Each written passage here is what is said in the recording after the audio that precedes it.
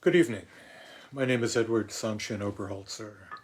I'm the resident priest and guiding teacher here at the Joseph Priestley Zen Sangha in Lewisburg, Pennsylvania, and a member of the teaching circle at Empty Moon Zen. When I began working with koans, I often find myself frustrated and like other students of the way, and let's face it, we're all students of the way. When I found myself stymied, I'd ask my teacher for advice on how to proceed. No, to be honest, I'd plead for some sort of hint. A usual response, and I trust I'm not giving too much away, but the usual response was to smile and tell me to just keep sitting with it. And that seemed to work 95% of the time. It has become, I've found, a useful response. Now, I also found that it may also help to point out that Wu Men, the compiler of the Gateless Gate, worked with Zhao Zhuo's Mu for 6 years before he satisfied his teacher. I often like to fall back on John Tarrant's statement that a koan is given of necessity with incomplete instructions, though sometimes it helps to advise the student to carry Mu with them through the day, washing it through whatever they encountered. Dirty dishes, Mu. Lawn mowing, Mu. Arguing with one's spouse, Mu.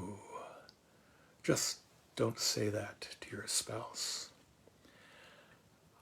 I know of some teachers who advise you to look to the characters in the koan.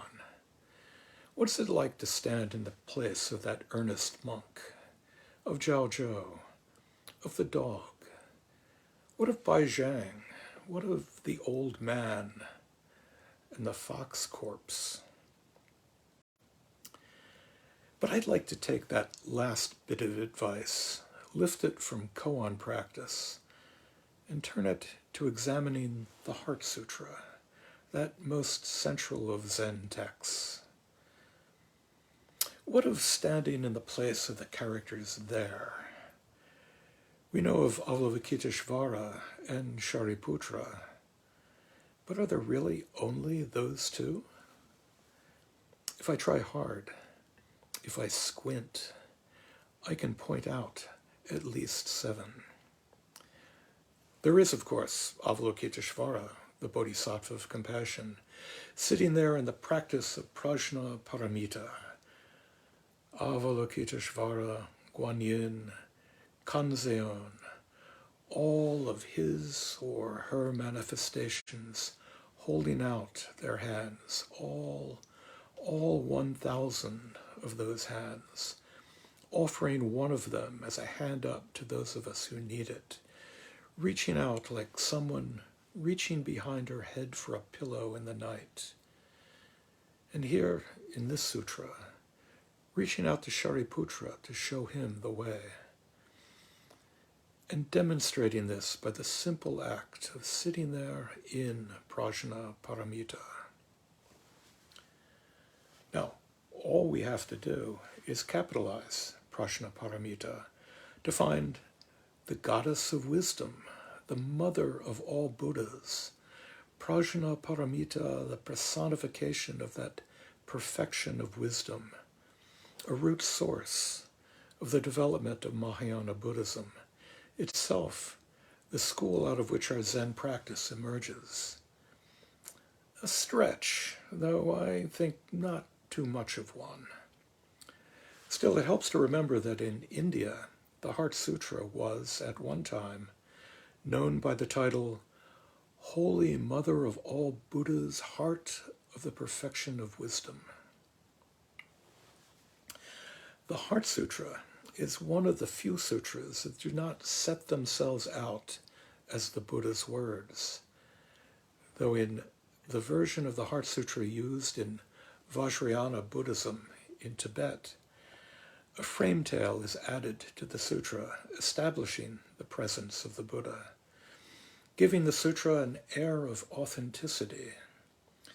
That long version of the Heart Sutra sets the stage and begins with that classic of all lines from the sutra literature, "Thus have I heard," giving us yet another hidden character, Ananda, whose perfect memory lets us know that the Buddha was there after all, at least in this Tibetan version of the sutra.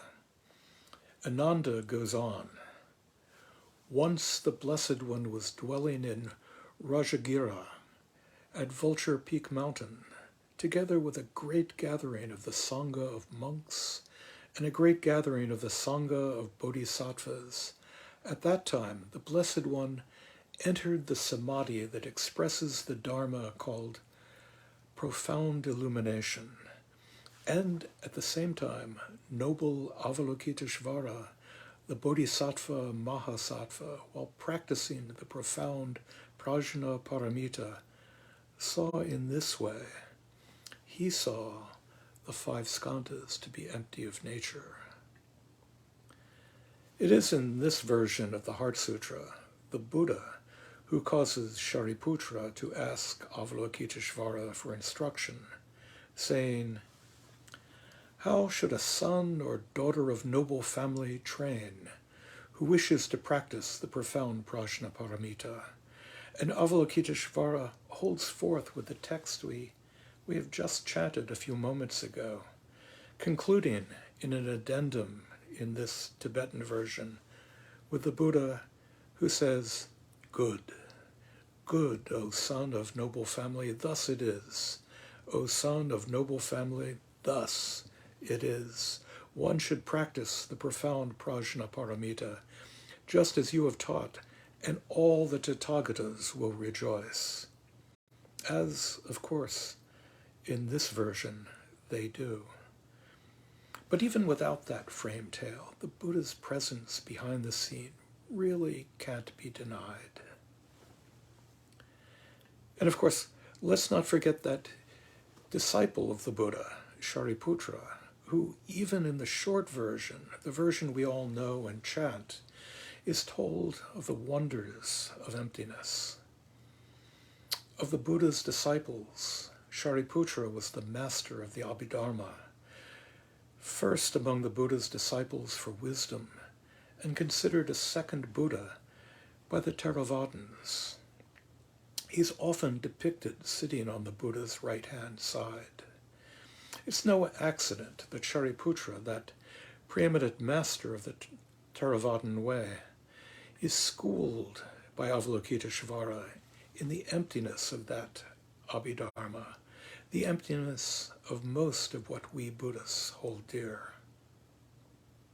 And so we have five. But we can't forget the translators. For that matter, the original author.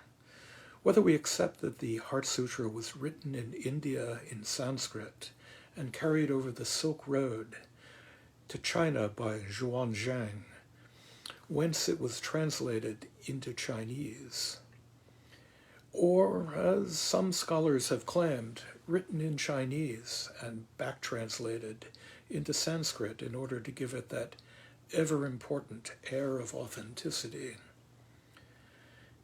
It really doesn't matter.